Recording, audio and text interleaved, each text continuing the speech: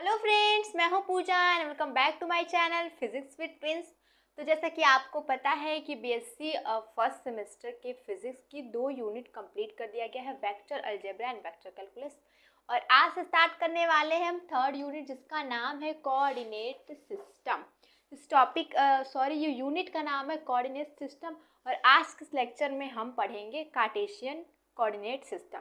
इसको आज के इस लेक्चर में हम पढ़ेंगे। तो चलिए लेक्चर को स्टार्ट करते हैं बिना देरी किए हुए। तो देखिए, सबसे पहले समझ लेते हैं कि कोऑर्डिनेट सिस्टम होता क्या है। पहले जो यूनिट का नाम दिया है वही तो हमें समझना पड़ेगा कि ये चीज़ क्या होता है। तो देखिए, जब आपको कहीं भी कोई पॉइंट अगर लोकेट करना हो या फिर किसी की पोजीशन को बताना हो तो आप कैसे बताते हैं, इस कोऑर्डिनेट सिस्टम के द्वारा ही बताते हैं। मैंने क्या कहा, अगर आपको कोई भी पॉइंट स्पेस में या कहीं भी आपको लोकेट करना हो या फिर किसी की पोजीशन बताना हो, या फिर वो मूविंग पार्टिकल भी हो सकता है या फिर वो रुका हुआ पार्टिकल हो सकता है, ठीक है। उसकी पोजीशन को बताने के लिए हम किस चीज़ का यूज़ करते हैं, कोऑर्डिनेट सिस्टम का यूज़ करते हैं, ठीक है। तो ये कई प्रकार के होते हैं, कई प्रकार से इसको हम कर सकते हैं। जैसे कि कोऑर्डिनेट सिस्टम में कई प्रकार के होते हैं तरीके, जिस तरीके से हम किसी पॉइंट को बता सकते हैं। यानी कोऑर्डिनेट सिस्टम भी कई प्रकार के होते हैं। पहला कार्टेशियन कोऑर्डिनेट सिस्टम, जिसके बारे में आज के लेक्चर में हम लोग पढ़ेंगे। और सेकेंड क्या होता है, स्फेरिकल कोऑर्डिनेट सिस्टम, एक पोलर कोऑर्डिनेट सिस्टम और एक सिलेंड्रिकल कोऑर्डिनेट सिस्टम। इतने प्रकार के होते हैं कोऑर्डिनेट सिस्टम जिसमें जो कि एक तरीका होता है किसी भी पॉइंट को लोकेट करने का या फिर किसी की पोजीशन को बताने का, ठीक है, एक तरीका होता है। उसी तरीके में से आज हम पढ़ेंगे कार्टेशियन कोऑर्डिनेट सिस्टम। यानी कि हमने क्या बताया, हमने बताया कि किसी भी पॉइंट को स्पेस में या कहीं भी लोकेट करने के लिए हम यूज़ करते हैं जिसका कोऑर्डिनेट सिस्टम का। और ये भी कई प्रकार की होती है कोऑर्डिनेट सिस्टम, ठीक है।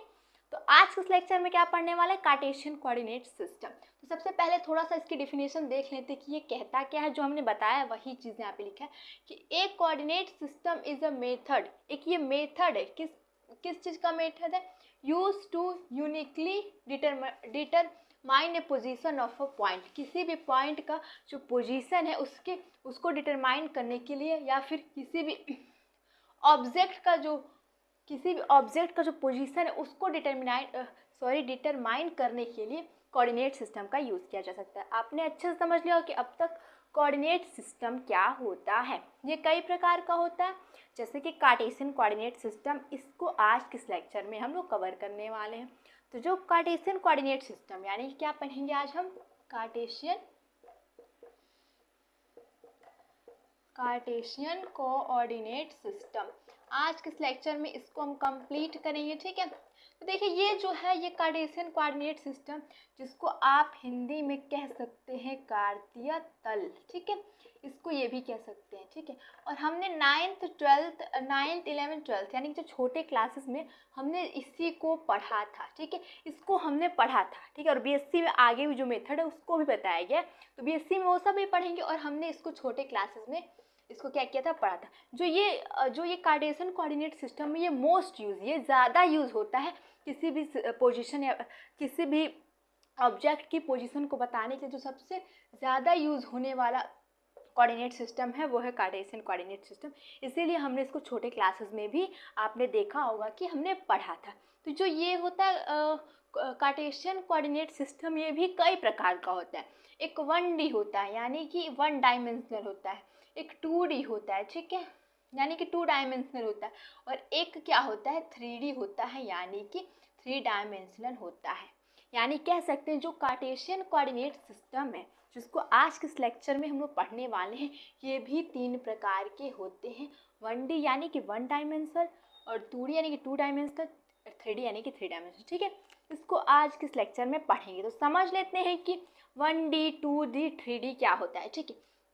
जो 1D होता है, यानी कि 1D में आप सिर्फ एक एक्सिस, आपने छोटे क्लासेस में क्या पढ़ा, ये पढ़ा होगा एक्स एक्सिस एंड ये वाई एक्सिस, ये छोटे क्लासेस में आपने पढ़ा ही होगा, ठीक है।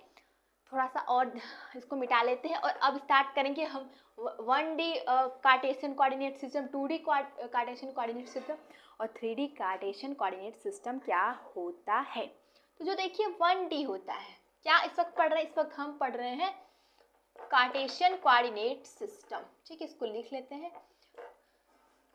Cartesian coordinate system. और जो अगला और सब इसके जो प्रकार हैं कोऑर्डिनेट सिस्टम के, वो नेक्स्ट लेक्चर में पढ़ेंगे। और आज के लेक्चर में कार्टेशियन कोऑर्डिनेट सिस्टम पढ़ेंगे, ठीक है, 2D और 3D सब पढ़ेंगे, ठीक है।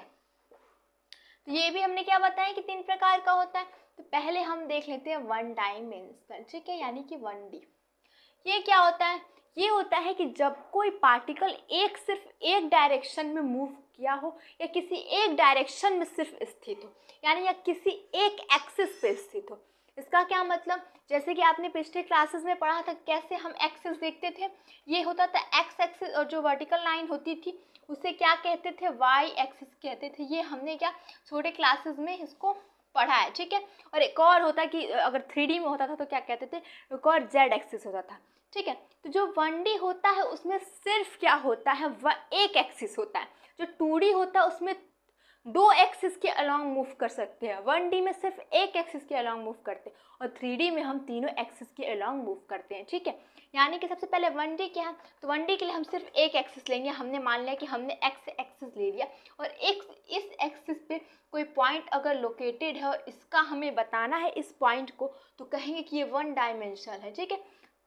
यानी कि सिर्फ एक एक्सिस के अलोंग ये पार्टिकल मूव सिर्फ एक एक्सिस के अलोंग करेगा, तो इसे कहेंगे कि 1D है।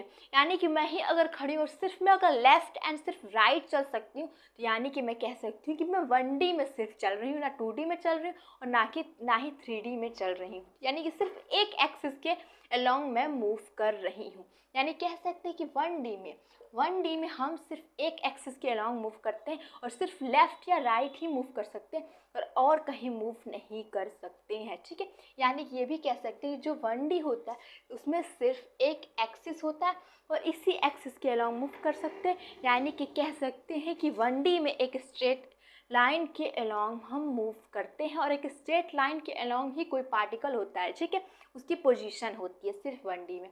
वहीं अगर 2D आ जाए, 2D यानी कि 2 डायमेंशनल 2D आ जाए, तो 2D में क्या होता है, एक्स एक्सिस भी होता है, x axis and y axis भी होता है, और हम अब दोनों एक्सिस के अलोंग मूव करेंगे, ठीक है। दोनों एक्सिस के अलोंग अगर मूव करना होगा तो हम क्या करेंगे, जैसे कि यहाँ पे ये पॉइंट आ गया है, तो इस पॉइंट को अगर आपको लोकेट करना रहेगा तो आप कैसे लोकेट करेंगे, आप देखें कि एक्स एक्सिस पे ये कितना यूनिट चला, वाई एक्सिस पे कितना यूनिट चले, उसके बाद ये पॉइंट मिला। यानी कि हम एक्स एक्सिस के अलोंग भी मूव कर रहे हैं और वाई एक्सिस के अलोंग भी मूव कर रहे हैं। यानी कि कह सकते हैं, इसको ये भी कह सकते हैं कि हम 2 एक्सिस के अलोंग भी मूव कर रहे हैं, या ये कह सकते हैं कि हम इस एक्स वाई जो ये एक्स वाई प्लेन है इसके अलोंग मूव कर रहे हैं। किसे प्लेन कैसे डिफाइन करते हैं, जिस एक्सिस से मिलके ये जो रीजन बना हो उसे कहते हैं कि वो प्लेन है। जैसे कि ये रीजन एक्स वाई से मिलके बना हुआ है, ठीक है, और इधर माइनस एक्स लिख लेते हैं और इधर माइनस वाई, तो ये कहें कि ये minus x and minus y region से मिलके बना हुआ है, तो ये क्या है, ये एक्स वाई प्लेन हो जाएगा। यानी कह सकते हैं कि 2D में मान लीजिए कोई पॉइंट P है, 2D में हम क्या करते हैं, हम 2D में एक प्लेन के अलोंग मूव करते हैं, या कह सकते हैं कि हम 2 एक्सिस के अलोंग मूव करते हैं। और 1D में हमने क्या बताया था कि सिर्फ एक स्ट्रेट लाइन के अलोंग मूव करते हैं, और इसमें हमने क्या बताया कि दो एक्सिस के अलोंग मूव करेंगे, या फिर कहेंगे कि हम एक प्लेन के अलोंग मूव करेंगे 2D में, ठीक है। और ये इसका प्रॉपर्टी को 2D का क्या होता है, यही होता है जैसे कि कह सकते हैं कि जो दोनों एक्सिस होती हैं एक दूसरे के परपेंडिकुलर होती है, हमने 2D में बता रहा है, ठीक है। 2D में क्या होता है, 2 एक्सिस होते हैं, दोनों एक दूसरे के म्यूचुअली परपेंडिकुलर होती है। यानी कि यहाँ पे 90 डिग्री का वो बनेगा, और जहाँ ये दोनों एक दूसरे को इंटरसेक्ट करती है उसको हम कहते हैं कि ये क्या है, ये ओरिजिन है, ठीक है, ये ओरिजिन है। और इसका पॉइंट क्या होता है, 0 0, ठीक है, ये ओरिजिन होता है। और देखिए इसमें हम कहाँ कहाँ मूव कर सकते हैं, इसमें हम इस लेफ्ट भी मूव कर सकते हैं, राइट भी मूव कर सकते हैं, अपवर्ड भी मूव कर सकते हैं और डाउनवर्ड भी मूव कर सकते हैं। और हमने क्या बताया था कि 1D में सिर्फ left and right he move कर सकते हैं, और 2D में एक और हमें चीज़ मिल गया कि हम लेफ्ट राइट के अलावा ऊपर और नीचे भी मूव कर सकते हैं, यानी कि अपवर्ड और डाउनवर्ड भी मूव कर सकते हैं। ये होता है 2D Cartesian coordinate system. Cartesian coordinate system यानी कि कार्तीय तल। एंड 3D क्या होगा? 3D। अब थर्ड क्या पढ़ेंगे? 3D। 3D में हमने क्या बताया, जैसे इसमें एक एक्सिस था, इसमें 2 एक्सिस, इसमें हो जाएगा 3 एक्सिस। तो सबसे पहले देख लेते हैं कि 3D की ज़रूरत हमें क्यों पड़ी। तो देखिए, जो भी रियल लाइफ होता है या स्पेस होता है, वहाँ उसमें किसी पॉइंट को लोकेट करने के लिए आप 2D या 1D का यूज़ नहीं कर सकते, आपको 3D यूज़ करना ही पड़ेगा। जैसे कि रियल लाइफ में आप किसी भी, जैसे मैं मान लेती हूँ यहाँ पे एक पॉइंट है, इसको लोकेट करना, तो हम सिर्फ 2 x axis and y axis से नहीं कर सकते, हमें जेड एक्सिस से भी इस पॉइंट को बताना पड़ेगा, तब एग्जैक्ट इस पॉइंट की लोकेशन हम बता सकते हैं। यानी कह सकते हैं रियल लाइफ में या 3D में, रियल लाइफ में या स्पेस में आपको 3D की ज़रूरत पड़ती है। यानी कि 3D सबसे मोस्ट इम्पॉर्टेंट हो जाता है, क्योंकि हमें रियल लाइफ में देखना है तो हमें 3D की ज़रूरत पड़ेगी। हम 1D या 2D से किसी पॉइंट को लोकेट नहीं कर पाएंगे, ठीक है। कोऑर्डिनेट सिस्टम में हमने क्या पढ़ा था, किसी पॉइंट के पोजीशन को हमें बताना है तो हम कोऑर्डिनेट सिस्टम का यूज़ करेंगे। तो 1D और 2D तो हमने प्लेन में बता दिया, 1D 2D में।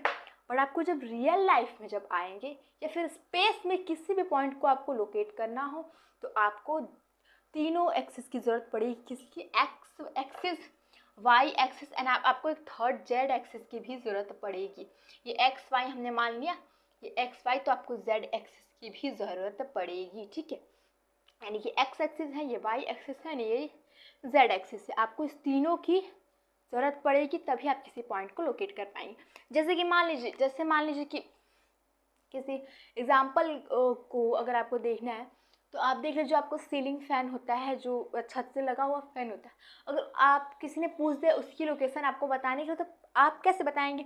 आप ना 1D में बता पाएंगे ना 2D में बता पाएंगे। आप अगर मान लीजिए बस कह दिए ऊंचाई, आपने बता दिया इतना, यहाँ पे ऊंचाई बता दिया, फिर या फिर आपको इस दीवार से नीचे से, ठीक है, और आपको इस दीवार से नीचे से और आपको एक और साइड से बताना पड़ेगा, तब आप करेक्ट बता पाएंगे कि वो जो पंखा है वो एग्जैक्ट कहाँ पे है, ठीक है। किसी भी पॉइंट, जैसे मान लीजिए मैं यही एक पॉइंट, यहाँ पे एक पॉइंट है, इस पॉइंट को हमें आप पोजीशन बताना है, तो मैं कैसे बताऊँगी? सबसे पहले एक इधर से बता दूँगी कि इधर से इतने डिस्टेंस पे मान लेते ये हमारा क्या है, एक्स एक्सिस है, और जो आप सामने से ला रहे हैं वो वाई एक्सिस है। तो हमने इतना तो बता दिया कि इस पॉइंट का लोकेशन यहाँ और यहाँ बता दिया, ठीक है, इतना बता दिया ये डिस्टेंस। तो ये डिस्टेंस नीचे भी तो आ सकती है, यानी कि हमें नीचे से भी बताना पड़ेगा। यानी कि हमें तीन डायरेक्शन देनी पड़ेगी, तब वो एग्जैक्ट पॉइंट निकल के आएगा। यानी कह सकते हैं कि रियल लाइफ में 3D की ज़रूरत पड़ती है, इसलिए हम 3D में पढ़ते हैं। 3D के कुछ पॉइंट्स देख लेते हैं कि 3D में भी यही है कि 3D में क्या होता है कि 3 एक्सिस की ज़रूरत पड़ती है, x axis, y axis and z axis. और ये भी तीनों एक दूसरे से परपेंडिकुलर होते हैं, यानी कि म्यूचुअली परपेंडिकुलर होते हैं ये तीनों एक्सिस आपस में, ठीक है। X axis and y axis and z axis, ये 3D की बात कर रहे हैं, ठीक है।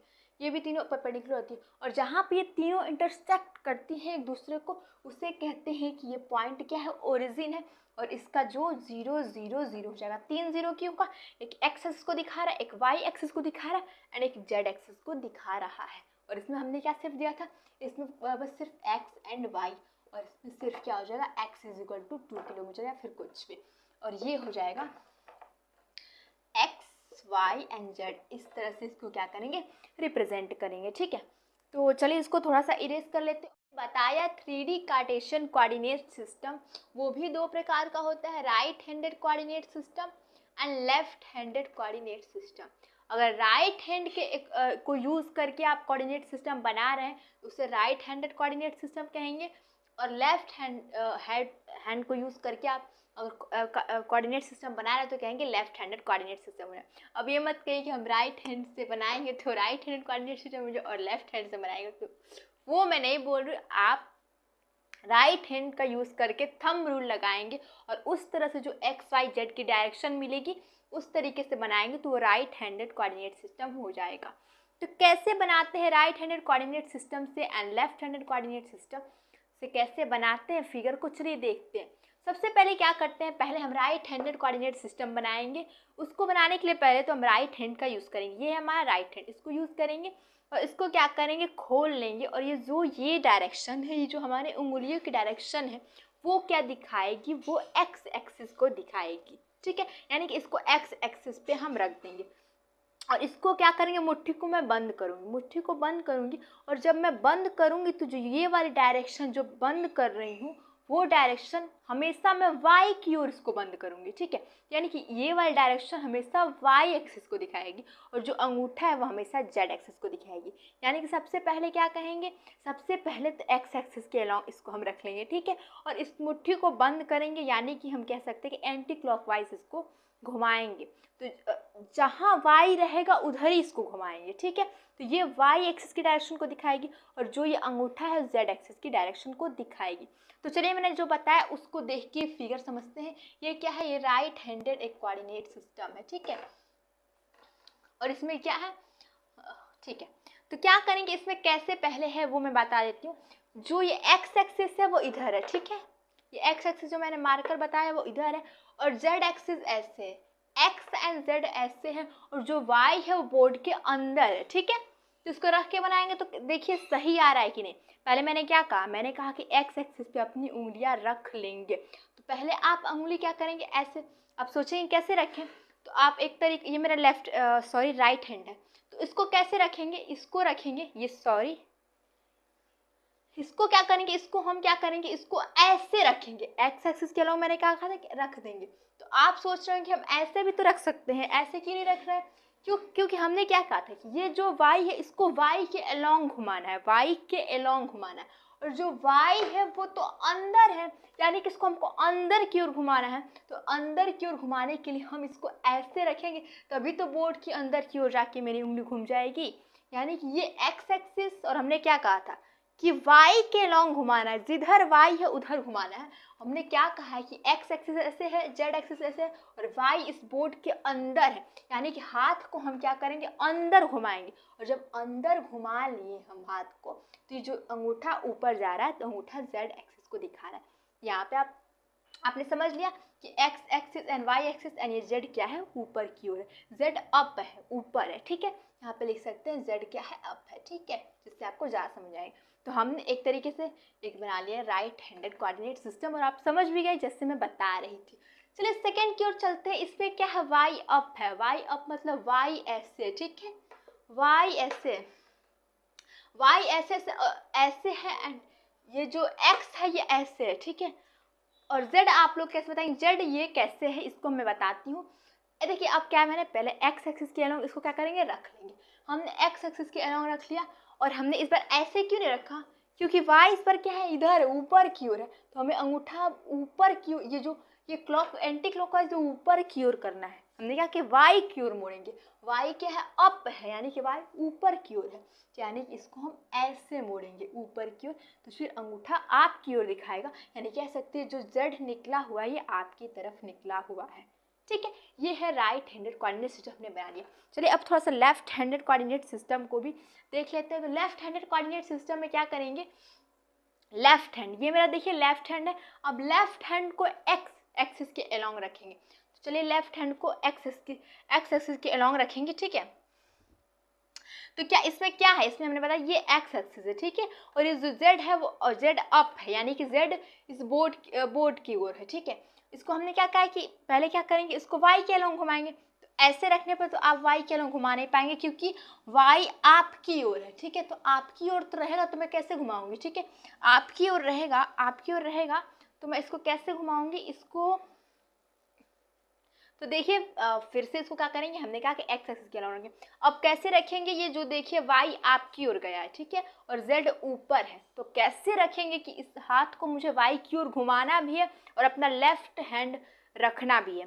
तो लेफ्ट हैंड रखना, तो कैसे इसको रखेंगे, इसको हम ऐसे रखेंगे, ठीक है, इसको ऐसे रखेंगे क्योंकि हमें y की ओर घुमाना है, तो अगर x एक्सिस को ऐसे रखेंगे, y आपकी ओर निकला हुआ है तो इसको ऐसे घुमाएंगे, आपकी ओर घुमाएंगे, ऐसे घुमाएंगे, तो जो अंगूठा है वो z एक्सिस की डायरेक्शन को दिखाए।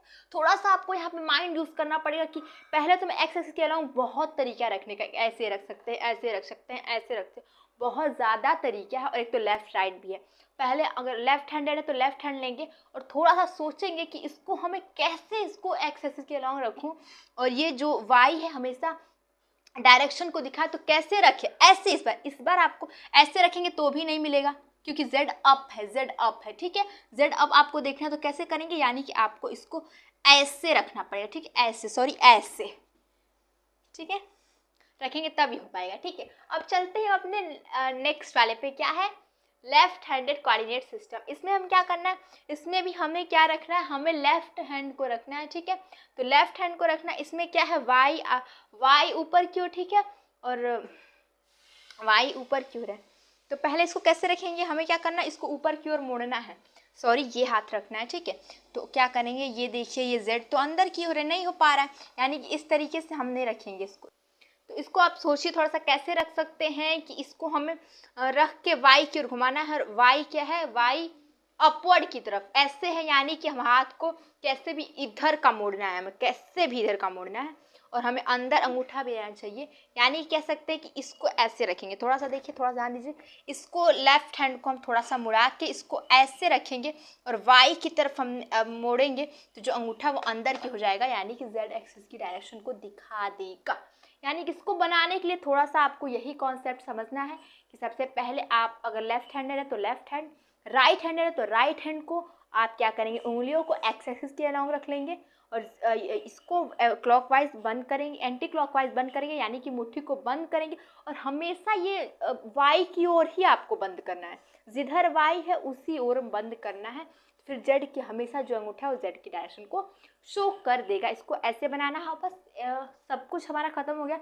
एक कॉन्सेप्ट बच गया है कि अगर कई आपको कोई पूछ सकता है, जैसे कई आपका x y plane, x z plane, y z plane, कई प्लेन रहे तो आप कंफ्यूज जाएंगे कि किस प्लेन में कोई पॉइंट है, उसको कैसे हम समझते हैं। जैसे कि पहले हम क्या कर लेते हैं कि पहले एक 3D में कोई फिगर बना लेते हैं, ठीक है। तो मार्कर कहाँ गया, चलिए इसी से बना लेते हैं, ठीक है। तो 3D में फिगर बनाने के लिए हम क्यूब बना सकते हैं, जो आपको 3D में दिख सकता है इस 2D प्लेन में, ठीक है। थोड़ा अच्छे से बना लेते हैं, थोड़ा बड़ा बना लेते हैं जिससे कि आप देख सके, ठीक है। ठीक है, हमने क्या बना लिया, ठीक है, एक फटाफट क्यूब बना लिया, क्योंकि क्यूब हमें 3D में दिख सकता है। ये एंड ये एंड ये हमने क्या बना लिया, क्यूब बना लिया, ठीक है। तो ये हमने बना लिया है, ये हमने हमेशा एक्स एक्सिस को देते हैं, ये एक्स एक्सिस है एंड ये वाई एक्सिस है एंड ये क्या है, जेड एक्सिस है। हमने ऐसा कंसीडर कर लिया है, ये एक्स एक्सिस है, ये वाई एक्सिस है एंड जेड एक्सिस है। कैसे होगा ये हमें ये क्या हमने राइट हैंड बना लिया है, ठीक है। राइट हैंड को क्या रखेंगे, एक्स एक्सिस पे, और वाई अपवर्ड ऊपर की ओर है, ठीक है, और ऊपर की ओर घुमाएंगे तो ये जो जेड आपकी ओर निकला दिखा रहा है, यानी कि जेड क्या है, ये ऐसे की ओर है। तो आपको ये चीज़ भी, फिगर भी ऐसे की ओर दिख रहा हो। तो जो जिस प्लेन में अगर कैसे बनाते हैं, जैसे मान लीजिए कि आप देखते हैं पहले कि कोई प्लेन दिया हुआ है, तो उस प्लेन में हम किस एक्सिस के अलोंग मूव कर पाएंगे, वो प्लेन वही हो जाता है। जैसे कि मान लीजिए ये वाला मैं प्लेन अगर लेती हूँ, ये वाला प्लेन अगर मैं लेती हूँ, यानी कि ये प्लेन कैसे, ये प्लेन खड़ा हुआ है, ठीक है, ये प्लेन खड़ा हुआ है, ठीक है। तो इस प्लेन में मैं किधर किधर मूव कर सकती हूँ, इस प्लेन में मैं देखिए, इस प्लेन में मैं किधर मूव कर सकती हूँ, एक तो ये फेस थोड़ा आगे की ओर निकला हुआ होगा, यानी कि मैं इस जेड की ओर मूव कर सकती हूँ। ये प्लेन कैसे होगा, ये जो प्लेन है वो ऐसे होगा, ठीक है। क्यूब ऐसे है ना, क्यूब निकला हुआ है, यानी कि क्यूब ऐसे है, तो यानी कि इस प्लेन में जो आगे गया हुआ है जेड है, उसके अलोंग मैं इधर जाके मूव कर सकती हूँ कि नहीं, मूव कर सकती हूँ। और मैं कहाँ मूव कर सकती हूँ, और मैं इस प्लेन में थोड़ा ऊपर मूव कर सकती हूँ, ठीक है। और मैं कहीं नहीं मूव कर सकती। आप सोच रहे हो कि इधर भी मूव कर सकते, इधर नहीं मूव कर सकते, क्योंकि इधर मूव करेंगे, एक्स एक्सिस इधर की ओर है, इधर मूव करेंगे तो इस प्लेन से हम कूद के बाहर आ जाएंगे। यानी कि ये चीज़, जैसे कि समझिए आप, ये इधर मूव कर सकते हैं आप, ये बाहर प्लेन, ये चीज़ ऐसे है, ये चीज़ ऐसे है, ठीक है। तो इधर मूव करेंगे आप, इधर आगे, इसमें इधर मूव करेंगे तो जेड एक्सिस को दिखाएगा बाहर की ओर। और दूसरा क्या हो सकता है कि आप ऊपर भी मूव कर सकते हैं। और अगर आप सोचें कि मैं एक्स एक्सिस के अलोंग मूव करूं, तो आप फिर एक्स एक्सिस के अलोंग मूव करेंगे, यानी कि इस एक्स एक्सिस के इधर आप मूव करें तो आप इस प्लेन से बाहर हो जाएंगे, यानी कि इस प्लेन में आप सिर्फ जेड एंड वाई जेड के अलॉन्ग ही मूव कर सकते हैं।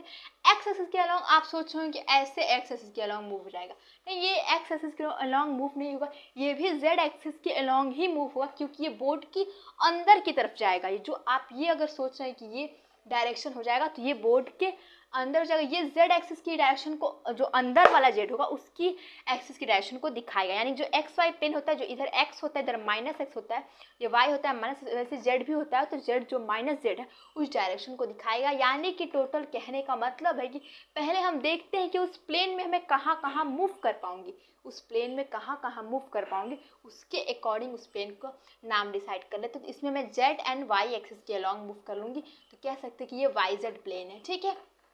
अब फिर अगर ये आगे फेस लेती है, समझ लीजिए आपको पता नहीं कैसे दिख रहा होगा, फिर भी चलिए पहले ये देख लेते हैं। ये चीज़ क्या, ये चीज़, ये देखिए, ये चीज़ जो ये है, ये चीज़ अगर आपको नहीं दिख रहा तो ऐसे देखने की कोशिश कीजिए कि ये ज़मीन है, ठीक है, ये ज़मीन है। तो ये ज़मीन है, तो इस ज़मीन में आप कहाँ कहाँ मूव कर सकते हैं।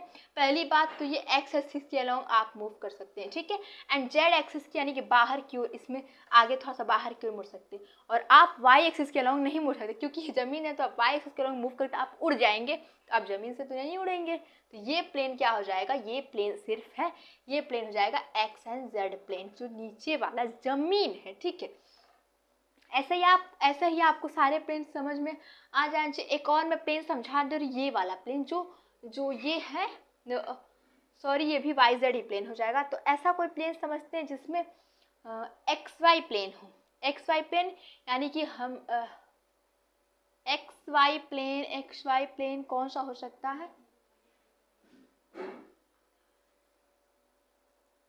हाँ ठीक है, ये वाला प्लेन। अगर ये वाला में जो फेस है उसको लूँ तो ये हो जाएगा एक्स वाई प्लेन। इसमें मैं कहाँ कहाँ मूव कर सकती हूँ, ठीक है, इसमें मैं पहले मूव कर सकती हूँ एक्स एक्सिस के अलॉन्ग, एंड इसमें मैं चल सकती हूँ वाई एक्सिस के अलॉन्ग, यानी कि ऊपर चल सकती हूँ। इसमें जेड एक्सिस के अलॉन्ग मैं नहीं मूव कर पाऊंगी, क्योंकि उससे जेड बाहर की ओर निकला हुआ है, ठीक है, बाहर की ओर निकला हुआ। अगर मैं एक्स एक्सिस के अलॉन्ग इधर मूव कर लूँगी, ऊपर चली जाऊँगी, लेकिन मैं इसमें कहाँ नहीं जा पाऊँगी, इसमें मैं अब अगर जेड एक्सिस के अलॉन्ग मूव करूँ तो मुझे इस प्लेन से बाहर आपकी तरफ आना पड़ेगा, और ये प्लेन सिर्फ एक्स एंड वाई के अलॉन्ग है, यानी कह सकते हैं ये एक्स वाई प्लेन है। अगर आपको नहीं भी समझ में आया तो आप सबसे पहले एक प्लेन मतलब जो भी आपको प्लेन दिया हो उस प्लेन में देख लीजिए किस किस एक्सिस के अलॉन्ग मूव कर सकते हैं, और किस एक्सिस के अलॉन्ग मूव करने के लिए मुझे उस प्लेन से बाहर आना पड़ेगा, वो नहीं होगा प्लेन। यानी अगर एक्स वाई में मूव कर लेना तो जेड प्लेन नहीं होगा, ठीक है। तो ऐसे प्लेन डिसाइड करते हैं कि कैसे प्लेन किस प्लेन के अकॉर्डिंग मूव कर सकते हैं। होप आपको वीडियो अच्छी लगी होगी और आपको कार्टेशियन कोऑर्डिनेट सिस्टम भी अच्छे से समझ में आ गया होगा। वीडियो अच्छी लगी वीडियो को लाइक कीजिए, चैनल को सब्सक्राइब कीजिए, शेयर कीजिए, क्योंकि डेली वीडियो अपलोड होगी। यूनिट 3 भी आपको जल्दी से जल्दी कंप्लीट करा दिया जाएगा, यूनिट 1 एंड 2 अगर आप नहीं देखा जल्दी से जाओ प्लेलिस्ट में देख लो, ठीक है। एंड हाँ, आपको देखिए यहाँ पे मैंने सिर्फ कॉन्सेप्ट समझाया, आपको कॉन्सेप्ट समझाया, बट आपको कैसे एग्जाम में तो आपको सिर्फ कॉन्सेप्ट समझने से नहीं, एग्जाम में आपको लिखना भी होता है, यानी कैसे लिखना है आपको एग्जाम में, कैसे लिख के आना है। उसके लिए आप मेरे टेलीग्राम चैनल को ज्वाइन कर सकते हैं, क्योंकि वहाँ पे सारे नोट्स प्रोवाइड किए जाते हैं, कैसे एग्जाम में लिखना है, हर लेक्चर वाइज प्रोवाइड किए जाते हैं, एक भी टॉपिक आपका नहीं छूटेगा, ठीक है। तो चलिए अब थैंक यू, चलती हूँ, बाय, मिलेंगे नेक्स्ट वीडियो में।